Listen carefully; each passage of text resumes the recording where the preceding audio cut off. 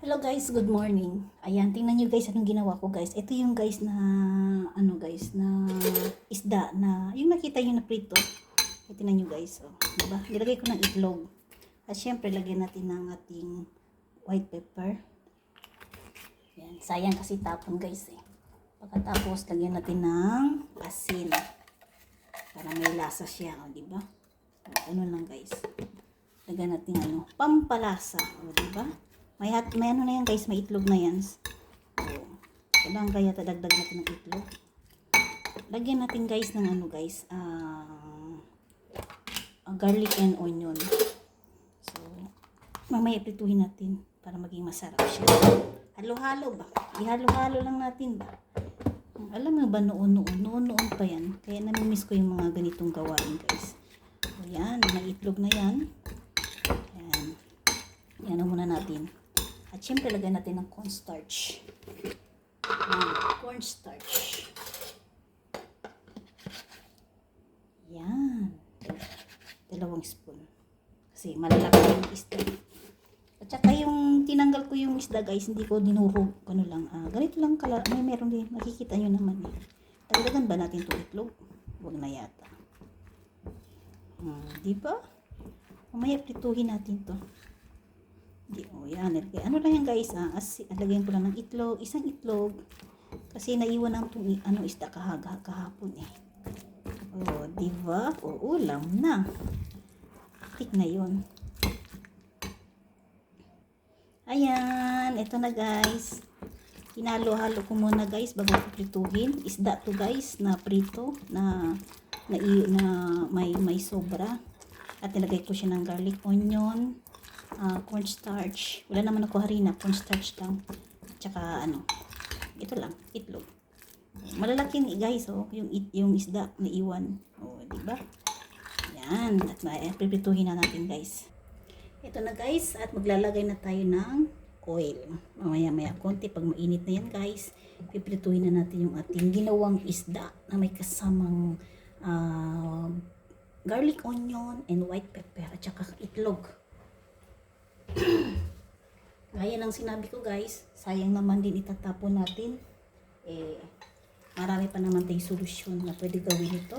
At ito naman ginagawa namin guys sa Pilipinas guys.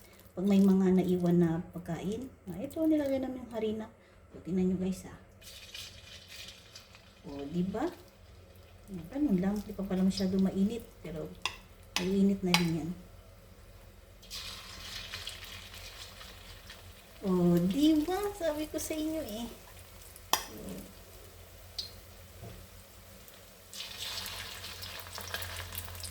Taran! Tatlo-tatlo lang muna natin ilagay guys para talaga. Meron tayo ito mga 6 na peraso.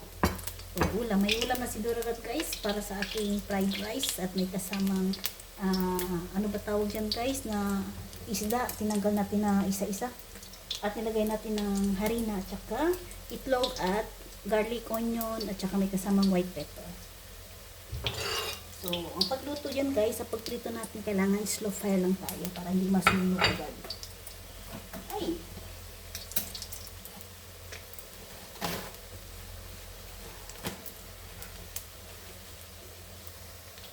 Yan na guys, babalik ta rin na natin guys.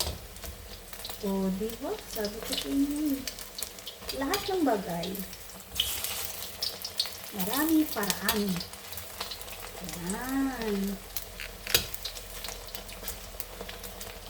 Kunting brown lang guys, kunting brown. Yan, diba? May ulam na si Dorarat guys. Ito na guys. Yan, may 3 na tayo guys. At syempre, ito naman yung ating last. Yan, yung ating last. Last. Yan.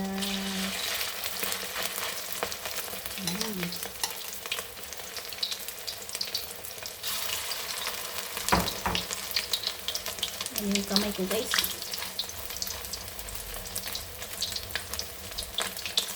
Yan. Yan na yung pangalawa natin guys. At syempre ito, pwede na agad balik na rin kasi naka-brown na siya.